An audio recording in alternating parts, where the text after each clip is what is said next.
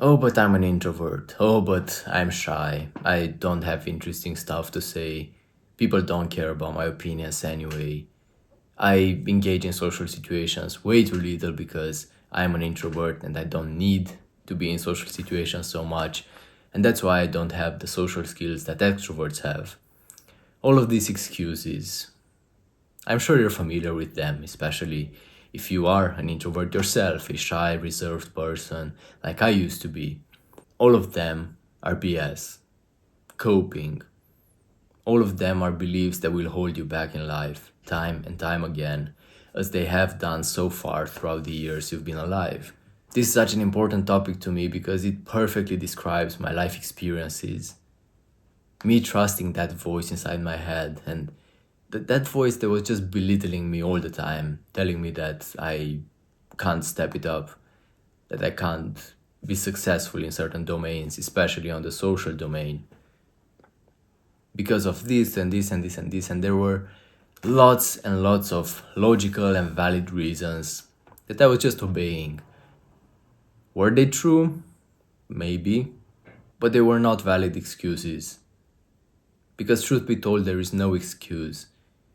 If you are afraid to show your real self around people, around your friends especially, if you're afraid to talk to strangers or to talk to a group of people in general, your mind is probably generating a lot of reasons for you not to do that. But where does progress come from? It comes from discomfort. It comes from disobeying that voice, from slapping it in the face, and just doing what you have to do anyway because you logically know what you have to do in order to reach that goal you have. Otherwise, nothing is going to change. If you have this anxiety, this social anxiety in general, and you do nothing about it, nothing will change. You will keep having social anxiety until the day you pass away. It's guaranteed. So the only way to escape such a state and to have your mind and to strip your mind away of that power it has over you, to really be in charge of your own body and mind as you should be, is to take some action, is to start being aware of what's actually going on inside. I recently had a public speaking event. It was nothing insane. I just had to do a bit of public speaking among other people. And I was pretty composed, calm, relaxed. I was very secure in my speech. I knew the topic I was talking about very, very well. So as the event went on, again, I was calm, composed, I had no issues. But as time went on, as my turn approached, I started feeling anxious. I started feeling my heart beating faster and faster. And that was such an unjustified emotion. I was aware of everything that was going on. I was logically 100% aware that I'm gonna do what I have to do pretty well, that this experience I will go through of talking in front of a big group of people will lead to me gaining experience in this domain, and I will be grateful for having done it afterwards. So in that moment, I was just like, monkey brain, lizard brain, you are wrong, and I am right. There is nothing to worry about here. Let's be excited about the challenge ahead because we will be grateful afterwards. It's something that contributes to our evolution as a human being. And it worked. It worked really well. I was really able to shift my perspective instantly and start viewing the challenge with excitement instead of anxiety. And I'm sure you're familiar with situations like this as well. I'm sure you encounter them all the time. Maybe on a smaller scale, maybe you're just talking to friends and something just triggers you out of nowhere and you start getting into this state. Your heart starts racing faster and faster and faster. And you lose control over your composure. You start becoming agitated. You start overthinking.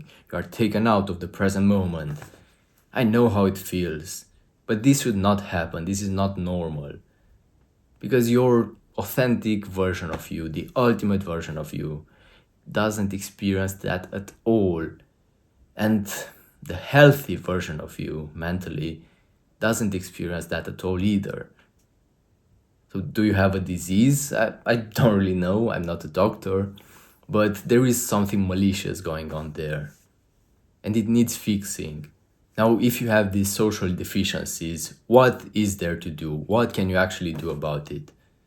Well, as in any domain in life, if you want to make progress in it, you need to expose yourself to that domain even more.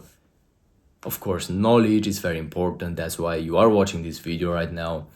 But you need exposure to the thing that you are afraid of. That's the only way you will stop being afraid of it. Now, there is such a thing as exposure therapy. This term was mostly used, I believe, in approaching people and overcoming this social anxiety, but I don't really agree with doing that. Although for most people, it will do the job.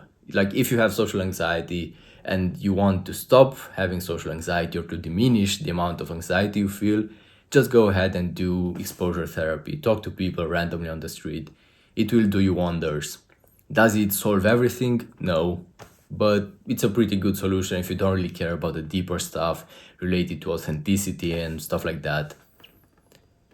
So the twist I have on this is to be mindful of everything, to go ahead and interact with people, to expose yourself to the situations you are the most afraid of. Try to have this switch in perspective of, I'm not afraid of what's gonna happen to me, I'm excited of the person I'm gonna become after I go through this. Because this will make me more valuable as a human being in society. Isn't it wonderful? But you will still feel triggered, you will still feel anxious doing it. But when you feel that, tune into everything that's going on inside your mind. Tune into your sensations that you feel throughout your body, throughout your entire body. Because that's valuable data. I don't even think I have to give you specifics of tips and tricks and the exact step-by-step process you have to go through.